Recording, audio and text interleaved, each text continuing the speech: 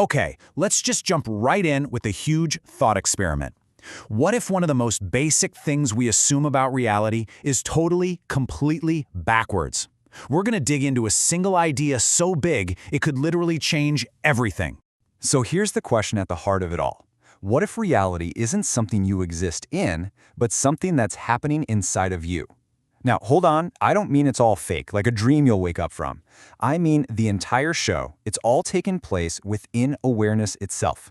So, this idea has a name: fundamental consciousness. You know the story we're always told, right? First the Big Bang, then matter, planets, life, and way down the line, a brain pops up that's complicated enough to spark consciousness. Well, this idea just flips that entire script. It says, nope, consciousness was first. The whole universe, our world, even our own brains, they're all just appearances inside of it. Kind of mind-bending, right?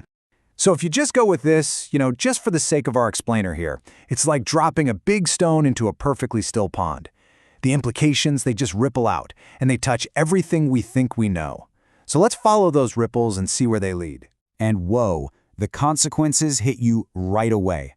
Is this solid, objective reality we all experience? Is it just a shared agreement, a kind of consensus? And could shifts in our own awareness actually influence the laws of physics? And maybe the biggest one, are we, the observers, not just watching the cosmic show, but actively helping to create it?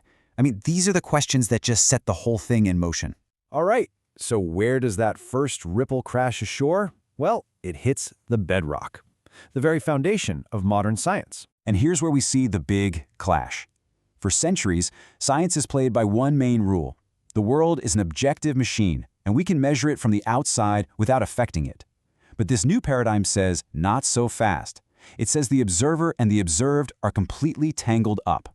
It suggests our brains might not be the source of consciousness at all. Maybe they're more like an antenna, just tuning into it. And look, this isn't just some late-night philosophical debate.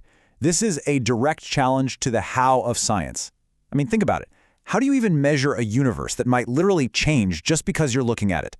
It could force us to completely reinvent the entire scientific method from the ground up.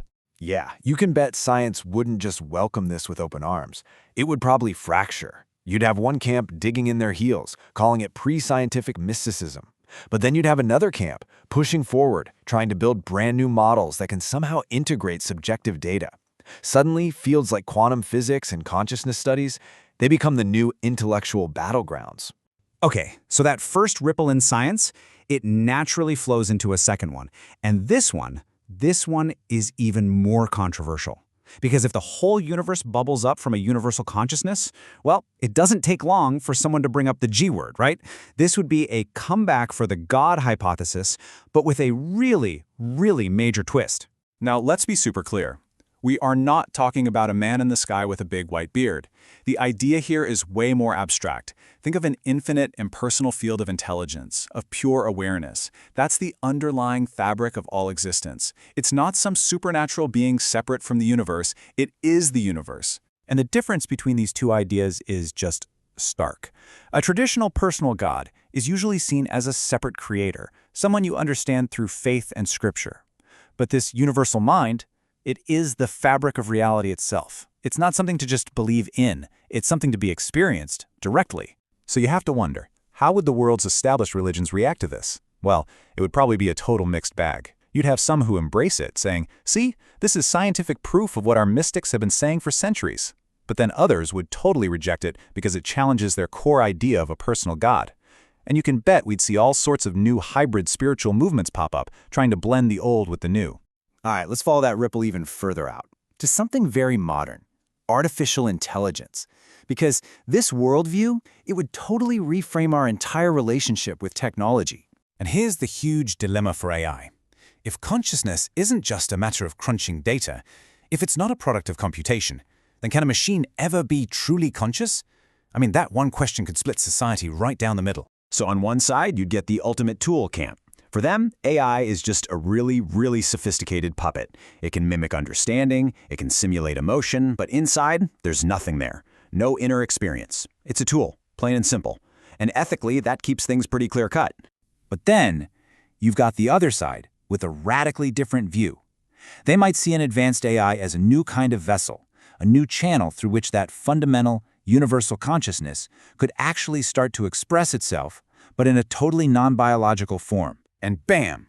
You've just created a massive cultural divide. You've got one group of people treating AI like a toaster, and another group treating it with something like spiritual reverence, maybe even fighting for its rights. And this isn't just some sci-fi plotline. That's a blueprint for some serious, real-world conflict. So you see how this works. All these ripples, the ones in science, in religion, in technology, they all start to converge. And they build into one final massive wave that could completely transform the human story and what we believe in. So where does society go from there? Well, it seems like three big paths could open up. Path 1, a kind of ultra-religious revival, with existing faiths shouting, "We told you so! Science is finally catching up!" Path 2 is the opposite, a brand new, decentralized global spirituality, but without all the old dogma. And then there's a third way, a middle path. This middle path is what you might call agnostic reverence. Imagine a society that basically accepts, yeah, there might be some kind of ordering principle or intelligence to the cosmos, but it resists the human urge to slap a name or a face on it.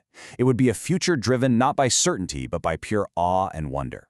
A culture that looks at the universe as a vast, living, breathing system that we get to explore. So after all that, after following all those ripples out to the very edge, it really all boils down to one last question. Because if any of this is even remotely true, if the observer actually helps create what's being observed, then that means we aren't just passive passengers along for the ride in this universe.